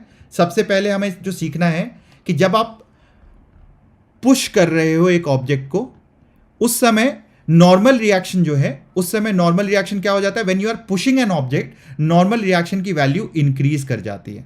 और जब आप पुल कर रहे होते किसी भी ऑब्जेक्ट को, तो नॉर्मल रिएक्शन की जो वैल्यू है यहां पे वो कम हो जाती है, बिकॉज इस केस में नॉर्मल रिएक्शन इधर और mg इधर तो लग ही रहा था। तो जब आप पुल करते हो तो नॉर्मल इसकी वैल्यू कम हो जाती है, नॉर्मल की वैल्यू। तो सबसे पहली चीज जो हमने सीखी यहां पे कि normal in case of pushing normal की वैल्यू इंक्रीज कर जाती है, और पुल के केस में नॉर्मल की वैल्यू कम हो जाती है। सेकेंड चीज जो हमने सीखा कि भाई एक्सेलरेशन जो है, एक्सेलरेशन अगर आप यहां पे पुश कर रहे हो तो एक्सेलरेशन क्या है, कम है, और अगर पुल कर रहे हो तो एक्सेलरेशन ज्यादा है। तो a2 is greater than a1, और ये कैसे हम देख पा रहे हैं, बिकॉज बाकी सब चीज सेम है, ये चीज इसमें माइनस हो रहा है और इसमें ये प्लस हो रहा है, तो जिसमें प्लस हो रहा है वैल्यू में तो ऑब्वियसली वो ज्यादा होगा, तो a2 is greater than a1। तो जब भी पुल करता हूं मैं किसी भी चीज को, उसका एक्सेलरेशन ज्यादा होता है कंपेयर टू जब मैं पुश करता हूं। मतलब आसान होता है जब आप किसी भी चीज को पुल कर पा रहे होते हो। जब पुल करते हो तो आसान हो जाता है ना चीजों के लिए मूव कराना। सो देयरफॉर कई बार हम पुल करते हैं रादर देन पुश करके किसी भी चीज को आगे मूव कराना। ठीक है सर, A2 के डिनोमिनेटर में भी mg आएगा ना? हाँ, A2 के डिनोमिनेटर में भी mg आएगा, सॉरी, हाँ वो क्लियर नहीं था, mg आएगा, सॉरी। तो यहाँ पे भी m इंटू जी आएगा। ठीक है, ये इस तरीके से आएगा।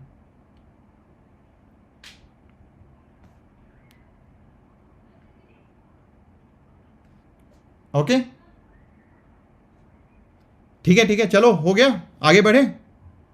mg आएगा, दोनों में ही mg आएगा, A1 में भी आएगा, M2 में भी आएगा और यहां भी आएगा। ओके सर 27, हाँ करा देंगे आपका रिवीजन, ये सब रिवीजन क्लास ही है आपका। ओके चलो आगे बढ़े। नाउ ये क्वेश्चन तो सब सॉल्व कर सकते हैं, देखने में बहुत टफ है, इतना डिफिकल्ट है नहीं।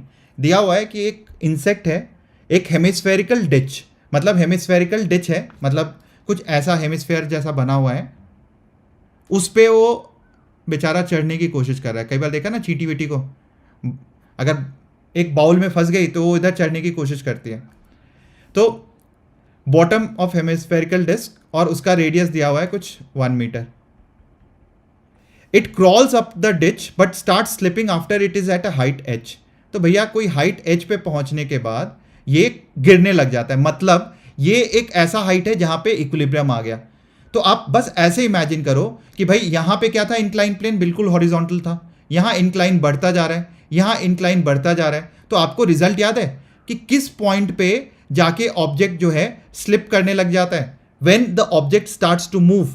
सो clearly this question is very simple, the first statement is very simple कि this is the point, this is the angle of repose.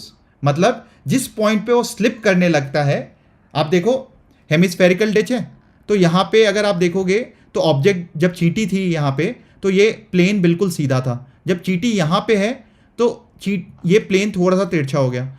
कुछ देर के बाद जैसे जैसे इसका इंक्लाइन बढ़ता चला जाएगा, एक समय ऐसा आएगा अब चींटी ऊपर नहीं जा सकती है, स्लिप करने लग जाएगा क्योंकि mg जो है इस डायरेक्शन में लग रहा होगा and this is the angle of repose. तो सबसे पहली चीज जो दी हुई है वो ये दिया हुआ है कि वो angle tan theta is equal to mu, ये दिया हुआ है आपके पास।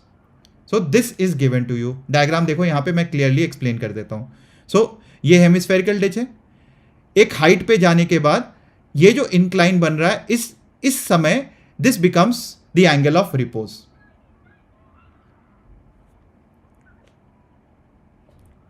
तो अब ये एंगल ऑफ रिपोज है, तो इससे सबसे पहली चीज आ गई कि भाई tan theta is equal to mu. अब आपसे ये पूछा हुआ है कि भाई कितनी हाइट पे जाएगा, तो क्लियरली हाइट कैसे निकालेंगे। अगर ये पूरा रेडियस है r और ये यहां पे पहुंच जाता है, मान लो जमीन से h हाइट पे ऊपर पहुंच जाता है, ये h हाइट पे, इसको और बड़ा बना देता हूं मैं। सो this is radius r, this was radius r, ताकि ये ऐसे जा रहा था, ये रेडियस r। अगर इस हाइट पे पहुंच गया ये वाला, तो ये h है, this is r, this is theta, ये थीटा आ जाएगा और यहां पे क्या हो जाएगा, this will be equal to r cos theta.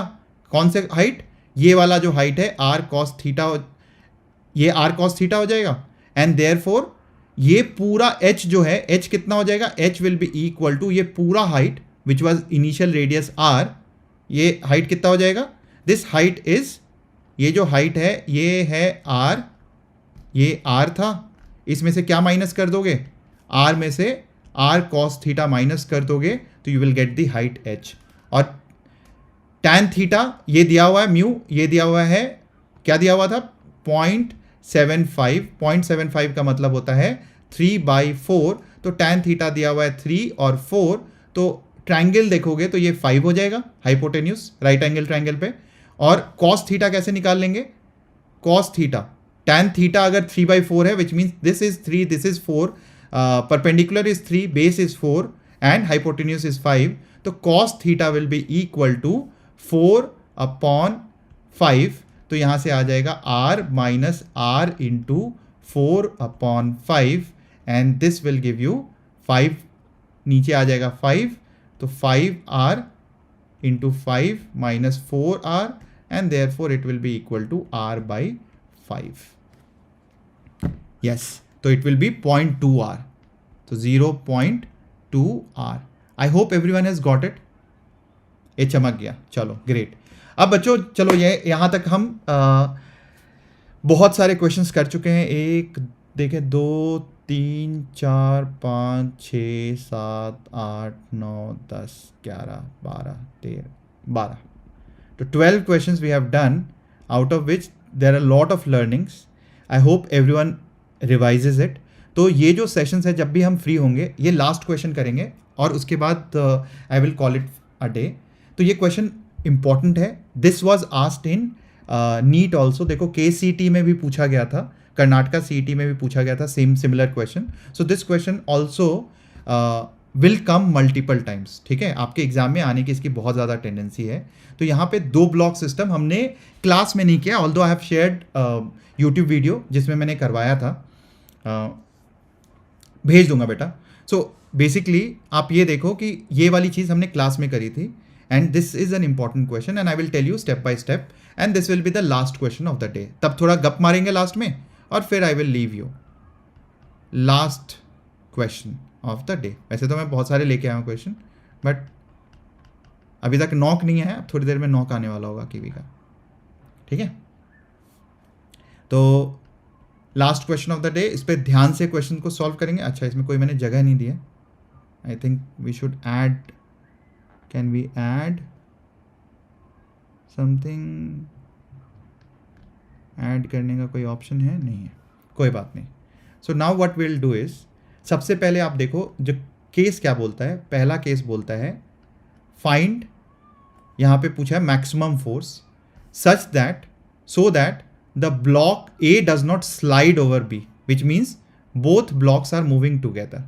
Both blocks, वैसे इसका डायरेक्ट आंसर भी है, बट मैं अभी पहले आपको डायरेक्ट स्टेप बताऊंगा ताकि आपको आंसर याद करने की जरूरत नहीं हो. Both blocks are moving together. अगर ये दिया हुआ है तो इसका मतलब क्या है, A और ये B के ऊपर एक फोर्स लगा F और ये दोनों साथ में मूव कर रहे हैं. और ये दिया हुआ है कि block coefficient of friction between A and B और B एंड सरफेस 0.2 दिया हुआ है. तो अगर मैं दोनों साथ में मूव कर रहे हैं तो क्लियर है कि इन दोनों के बीच में जो है अभी there may be a tendency to move. दोनों की वेलोसिटी अभी यहाँ पे सेम है, नेट फोर्स 0 होगा, but there may be a tendency to move. ठीक है, तो टेंडेंसी अगर कब मूव होने की होगी, जब B का रिलेटिव मोशन जो है A के रेस्पेक्ट में चेंज हो रहा होगा. और क्यों हो रहा होगा, बिकॉज इसके बीच में ब्लॉक और B के बीच में और ग्राउंड के बीच में there is a friction force. और चूंकि इन दोनों के बीच में फ्रिक्शन फोर्स है, इसके बीच में और इसके बीच में, तो फ्रिक्शन इसको अपोज करने की कोशिश करेगा. एंड क्या हम लिख सकते हैं, हम लिख सकते हैं न्यूटन अंकल ने बोला कि भाई राइट हैंड साइड जो है, right hand side will be equal to जो भी मास आपको दिख रहा है, जो भी मास दिख रहा है यहाँ पे, this mass m1 plus m2 ma plus mb into acceleration. तो जो भी मास दिख रहा है इंटू एक्सेलरेशन, ये न्यूटन के सेकेंड लॉ में बोलता है, न्यूटन अंकल ने ये बोला है. और लेफ्ट क्या हो जाएगा, f माइनस एफ हो जाएगा. तो यहाँ से आपके पास क्या आ जाएगा, यहाँ से एक्सेलरेशन आ जाएगा. f दिया हुआ है, f की वैल्यू निकालनी है आपको. So f will be equal to ये फ्रिक्शन की वैल्यू हम यहाँ पे डाल देंगे. फ्रिक्शन की वैल्यू हो जाएगी इस पूरे सिस्टम पे एक नॉर्मल रिएक्शन, और पूरे सिस्टम का मास कितना हो जाएगा, ma प्लस mb इंटू जी, ये आ जाएगा. सो म्यू इंटू एन, और ये आ जाएगा फ्रिक्शन फोर्स आ जाएगा mu into ma plus mb into g plus ma plus mb into a, ये आ जाएगा फोर्स. बट एक्सेलरेशन तो अभी आपको नहीं पता है. अब यहाँ सेकेंड पॉइंट बहुत इंपॉर्टेंट है कि अगर मैं ए का फ्री बॉडी डायग्राम बनाऊं, जो कि जगह की कमी है यहाँ पे, तो मैं यहाँ पे बना देता हूँ. ए का फ्रिक्शन अगर मैं देखूं तो क्या होगा, किसके ऊपर फोर्स लगा है, इसके ऊपर फोर्स लगा है. तो इसका मतलब इस ब्लॉक की टेंडेंसी किधर जाने की है, आगे जाने की है. तो इस पे फ्रिक्शन किधर लगेगा, पीछे की ओर लगेगा. और इस पे फ्रिक्शन किधर की ओर लगेगा, आगे की ओर लगेगा. And that will B, let's say call it F1।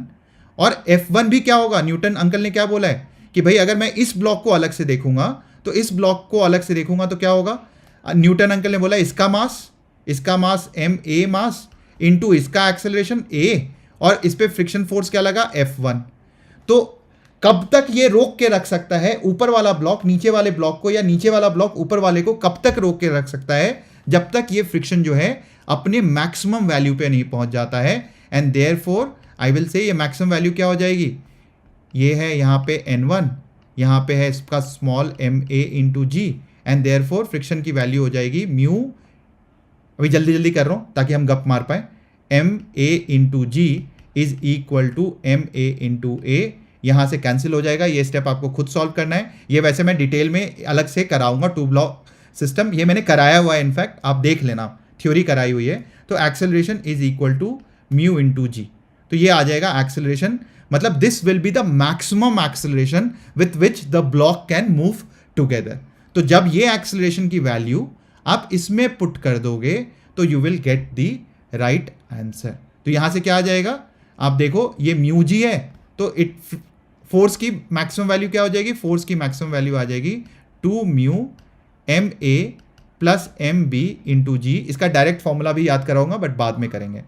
ma कितना है 1, mb कितना है 3, तो 3 प्लस 1 4 हो जाएगा, 4 इंटू 2 8 हो जाएगा, 8 इंटू 10 80 हो जाएगा, 80 इंटू 0.2 जो है वो कितना हो जाएगा 16, and therefore the answer is 16। तो बच्चों ये 10K हो गया, यस। अभी तो यार ये तुम लोगों के लिए, तो 10K 1K मैं तो इसको टारगेट भी नहीं कर रहा, वरना तो मतलब आराम से मूव हो जाएगा, ठीक है। ये सब अगेन नंबर्स नहीं चेस करते हैं हम, हमारे पास जो बच्चे हैं हम अपने क्लास वाले, अपने वेदांतु वाले बच्चे रहेंगे। सो बच्चों अब बताओ मुझे कि exactly it's the independence day, so I am actually looking at the chat here. So this YouTube, मैं कोशिश करता हूँ कि आपकी क्लास और यूट्यूब को इस तरीके से ब्लेंड करूँ कि आपकी लर्निंग मैक्सिमाइज हो जाए। यूट्यूब पे मैं वो सारी चीज़ें करूँगा जो हम क्लास में टाइम के कॉन्स्टेंट और सिलेबस के कॉन्स्टेंट पे हम नहीं कवर कर पाते हैं, and therefore most of us as a teacher in class sometimes we are slow, sometimes we cover a particular portion which is lesser than what can be taught in to your class, और problem solving पे हम कम ध्यान देते हैं। So as a teacher across the country, most of us in physics we give very less attention on problem solving, और चूंकि problem solving पे हम कम अटेंशन देते हैं इसीलिए बच्चों की प्रॉब्लम सॉल्विंग टेक्निक्स वीक रहती हैं। And through YouTube I will try to maximise the problem solving sessions, ताकि आप लोगों को कभी भी दिक्कत नहीं आए, एंड यू स्टूडेंट्स मतलब साइक्लिक ऑर्डर में जो हम करवा चुके हैं उसको दोबारा हम यहाँ प्रॉब्लम सॉल्विंग करेंगे तो आपका रिवीजन भी हो जाएगा। So use YouTube as only a resource जहाँ पे आप केवल रिवीजन के लिए आओ, and do not get distracted, है ना। तो आई होप सबको मज़ा आया होगा। यस, जलवे हैं हमारे, जलवे तो आपके हैं बच्चों, मतलब आप हैं तो हम हैं। सर कल मैंने ब्लेड से अपनी फिंगर, यार आयुषी क्या करते हो बेटा, ऐसे गलती भी मत किया करो। ये देखो समय ना बहुत हमारे लिए इट्स वेरी इंपॉर्टेंट, हमारा टाइम हेल्थ की वजह से कर वेस्ट होता है, तो 2 साल में कुछ ना कुछ समय तो कम ही कर रहे हो ना, तो ध्यान रखो अपना। आयुषी ऐसे बता रही है जैसे अपना खून डोनेट करके आई हो। अरे बता रही है बेचारी, तुम यही शुरू हो जाते हो। हमें इस दुनिया में रिद्धि, आयुषी, निवा, हमें क्या पुलकित सर ने बोला आज इंडिपेंडेंस डे के दिन, हमें दूसरों को दुनिया में से हटा के अपने को सेंटर में रखना है, अपने को इम्प्रोवाइज करते रहना है और अपने को बढ़ाते जाना है। हाँ, दूसरों को हानि नहीं पहुंचाते हुए we should keep moving and marching ahead, that's very important, that's very critical, है ना। कहाँ चैट वैट सब बंद कर दिया तुमने, कहाँ चैट कहाँ हो रहा है, चैट हो रहा है यहाँ, मैंने क्लास बंद किया तुमने चैट बंद कर दिया उधर। देखें हम यहाँ पे chat, let's go to this and let's look at the chat. Okay, chat बंद हो गया है लगता है। ओके, कुछ तो दिक्कत हो गई है, कोई बात नहीं। चलो बच्चों, आई hope everyone enjoyed it, I truly love this session, मज़ा आ गया मुझे, एंड विल मीट सून। कर तो रहे हैं, अरे कर तो रहे हैं, मुझे तो बहुत धीरे धीरे दिख रहा है यहाँ पे चैट। एक बार हम अपने यूट्यूब पे चले जाते हैं, वहीं से हम चैट खोल लेते हैं। यहाँ से हम अपने चैनल पे चलते हैं, अपने चैनल पे चल के हम अपने, तो यहाँ से भी कर सकते हैं ना।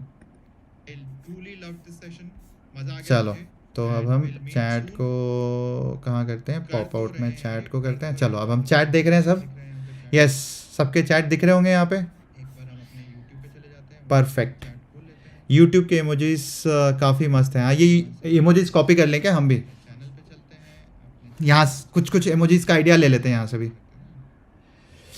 यस ऑसम बच्चों, आई होप।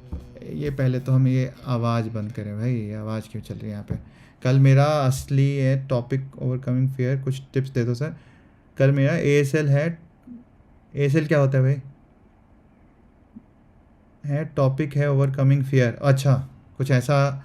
ओवरकमिंग फियर तो यार देखो, मैंने उस दिन टेंशन की बात करी थी। सबसे पहले अपने को अंडरस्टैंड एक्सेप्टेंस से आती है। ओवरकमिंग फियर का सबसे पहला स्टेप होता है you need to understand yourself and accept that you have fear. और वहाँ से फिर जब आप समझने लगते हो कि क्या अंडरलाइंग फैक्टर है जो आपके फियर को जनरेट करता है, किस सिचुएशन में आप फियरफुल होते हो, उनको नोट डाउन करो। फिर जब आप नोट डाउन करते हो तो देखो कि कौन सा आपके कंट्रोल में है और कौन सी चीज़ आपके कंट्रोल में नहीं है। जो चीज़ आपके कंट्रोल में नहीं है उस चीज़ का फियर क्यों करना है, क्योंकि वो चीज़ तो आपके कंट्रोल में नहीं है, तो उससे फियर करके भी कोई फ़ायदा नहीं होगा। अब कल फ्यूचर की मैं बात सोच के आज मैं फियरफुल हूँ तो उससे कोई फ़ायदा नहीं होगा। मेरे कंट्रोल में जो चीज़ है अगर मैं उसकी वजह से फियरफुल हूँ तो उसको आप ठीक कर सकते हो। So this is how I think you should talk about overcoming fear, है ना। Speech type, okay. स्फेरोमीटर का किया था, मज़ा ही आ गया, great.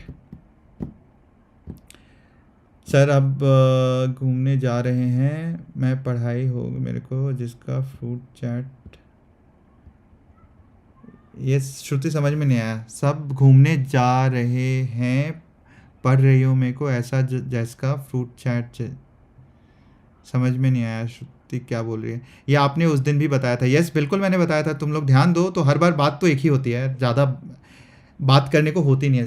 Crux is same, that we just need to, पढ़ाई करने का एक तरीका होता है, फियर को हटाने का एक तरीका होता है, टेंशन को कम करने का एक तरीका होता है। सबके तरीके एक ही दो होते हैं, उसी के चारों ओर हम सब अलग अलग तरीके से कुछ कुछ बात कर रहे होते हैं। हम तो अपने बायो वाले मैम को कह रहे थे प्लीज़ खून निकालने दो, चेक करना है ऐसे, ऐसा मत करना भाई। स्कूल में जो खून निकालने सेल चेक करो। सौम्या नहीं है क्या आज क्लास में, वाटर चेक नहीं बताया गया मुझे।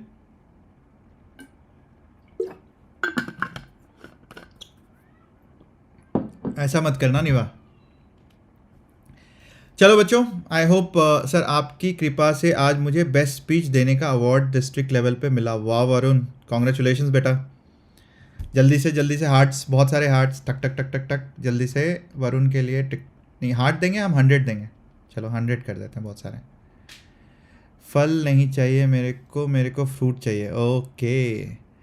फल नहीं चाहिए आपको, फ्रूट चाहिए, ओके। जाओ खाना खाओ, भूख मिटाओ। मेरे मैसेजेस, अरे स्वाति कैसे, निवा ये देख तेरी भी इमो भी इधर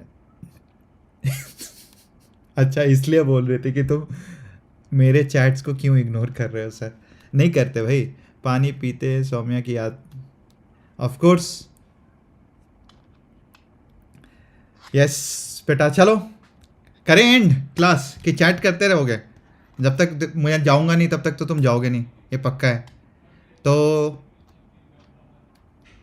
चलो, मज़ा आ गया, मुझे बहुत मज़ा आया। I love the session, I hope you also love the session. ऐसे ही करते रहेंगे। देखो आज बहुत सारे क्वेश्चंस हो गए, अगली क्लास में थोड़ा सा टफ क्वेश्चन उठाऊंगा मैं फोर्स और फ्रिक्शन पे, तो तैयार होके आना। अपने नोट्स कॉपी, मतलब इसमें there are 5-7 questions which are important and which are of higher level, ठीक है। लास्ट वाला क्वेश्चन फिर से हमें एक बार करना है, बट वो मैंने थ्योरी के 3rd पार्ट में कवर किया हुआ है, तो वहां देख लेना, ठीक है। चलो bye bye, love you all, love you बच्चों, नेक्स्ट टाइम पे वाइट पेन यूज़ कीजिएगा ब्लैक स्क्रीन के साथ। जैसा स्वाति आप बोलिए वैसा ही करेंगे हम। नींद एंड नहीं करना प्लीज़। नहीं अच्छा एंड नहीं करना है, क्यों गप सब यार, जाओ घर पे थोड़ा सा टाइम वाइम बिताओ, मुझे भी घर पे टाइम वाइम बिताने दो सर। अरे सर आप भी नहीं समझे हो, मेहनत का फल फ्रूट नहीं फ्रूट चैट। अरे हम समझ गए हैं बेटा, लेकिन अब हम क्या करें, हम कुछ जोकों को हम इग्नोर कर देते हैं sir. So much thank you sir. Okay बेटा bye bye, take care. Message ignore Ayushi, नहीं मैसेज इग्नोर किया भाई, कहाँ है सर? मेरा भी मैसेज इग्नोर कहाँ किया है भाई मैंने? तुम्हारा मैसेज इग्नोर कहाँ है? तुम्हारा मैसेज ये डांटने लग जाते सर। मैंने फिंगर्स स्लाइड बनाने के लिए काटा था। ओ तभी निभा ने बोला था लाइफ के दुख से नहीं। ओ स्लाइड बनाने के लिए प्लीज़ फिंगर मत कट किया करो यार। यार निभा तभी निभा ने बोला था कि तुम्हारे स्कूल में आप समझ में आया। यस ये फ्रेंड्स अभी भी चलता है क्या? फ्रेंड्स सीरियल अभी भी चलता है? तभी चैट वैट की बात कर रहे हो तुम लोग। आयुषी अब तो देखो मैसेज पीछे जाके मैंने पढ़ लिया। फ्रेंड्स कितने लोग देखते हैं? फ्रेंड्स तो हमारे कॉलेज में भी पुराना लगता था, मतलब हाँ कॉलेज में वो उस समय काफ़ी टाइम देखते थे। चलो देखो स्वाति चली गई, श्रुति है ना, तो देखो अब चैट जो जो नहीं करना है सब जा रहे हैं धीरे धीरे। नहीं जी आज जा किस कीवी नहीं आई है? कीवी अभी तक नहीं आई, लगता है मम्मा के साथ बिजी है। मम्मा को बोल दिया था क्लास हो रही है, तो कीवी साथी बहुत जल्दी आप नहीं नहीं मैं ये नहीं, नहीं हम नहीं नहीं देखते हैं। ओके तो अभी कौन सा सीरियल देख रहे हो? कौन सा सीज़न देखते हो तुम लोग? कोई देखते हो मूवी टीवी सीरीज कुछ भी देखते हो? ये बताओ मुझे। वरुण बोला मैंने एक दो बार देखा। अब जानबूझ के ना मेरे डर से नहीं बोलोगे कि हाँ हमने कोई। By the way sir you are very kind. Thank you बेटा। काइंड तो तुम लोग बनाते हो मुझे, ऐसे ही हूँ मैं, शुरू से ऐसा ही हूँ। But I think teaching after a long long time has made, मतलब it teaching has made me very kind. I was not this kind of student when I was in school. I was थोड़ा गुंडा types, I was बदमाश types. And I think तुम लोग के बीच में रह के ना, बच्चों के साथ जब मेरी जर्नी स्टार्ट हुई 2006 में पढ़ाने की, तब से I have been mellow down, मतलब मेलो डाउन होता जा रहा हूँ मैं। And every year the whole inspiration is you guys, because मुझे हर साल लगता है कि मेरी वजह से अगर कुछ बच्चे अच्छा कर जाए ना, तो मेरी लाइफ में वो हैप्पीनेस ना प्राइसलेस होती है। एपी सर की क्लास के बाद टाइम कहाँ से मेरी क्लास के बाद टाइम लाने की ज़रूरत क्यों है? सबके सीरियल ने घर पे जो मम्मी लोग देखते हैं कहीं उसमें तो नहीं बैठ जाते हो? Vampire diaries, wow. वैम्पायर वाले सीरियल्स मैंने एक मूवी का सीजी वो देखा था, मूवी देखा था, बट उसके बाद फिर मैंने वैम्पायर क्या था वो मूवी यार, मुझे बहुत पसंद थी, भूल गया मैं, नाम ही भूल गया। पूरी सीरीज थी, लव स्टोरी वाली नहीं, एक बहुत डिफरेंट वैम्पायर वाली मूवी। लव स्टोरी वाली तो मैं झेली नहीं गई थी, बट एक और मूवी थी। And thank you. कल तक तो बिग बॉस देखते थे, अब क्या देखेंगे पता नहीं। बिग बॉस चलता है क्या अभी भी? मेरा भाई बहुत देखता है बिग बॉस। रिद्धि जंगल से सबसे सीरियल हेलो यार, और कुछ नहीं। नहीं सबके बस सर, घर में अनुपमा ही चलता है, वही देखना पड़ता है खाना खाते वक्त। ओहो बस निवा, हाँ मेरे सामने वाले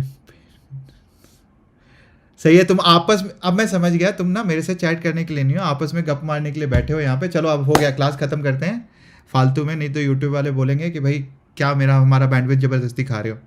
आजकल तो आ गया ना बैंडविड्थ पे एक रूल आ गया ना कि भाई नेटफ्लिक्स जो जितनी ज़्यादा बैंडविड्थ खाएगा उसको भी पैसे देने पड़ेंगे बैंडविड्थ के। अभी बैंडविड्थ तो फ्री था, बट अब रूल्स आने लग गए, तो यूट्यूब भी बोलेगा भैया हम भी चार्ज करेंगे एक्स्ट्रा बैंडविड्थ के।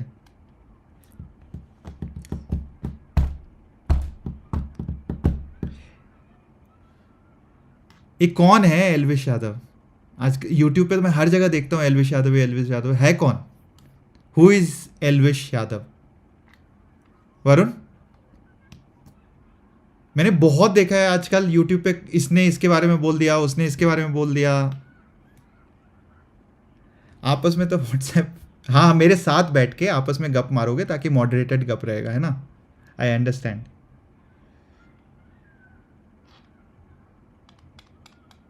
ओ सिस्टम, यूट्यूबर है जो सिस्टम सिस्टम करता है, तो यार सिस्टम तो फिजिक्स में बहुत है, तो मैं तो बहुत कुछ बात कर सकता हूँ सिस्टम के बारे में।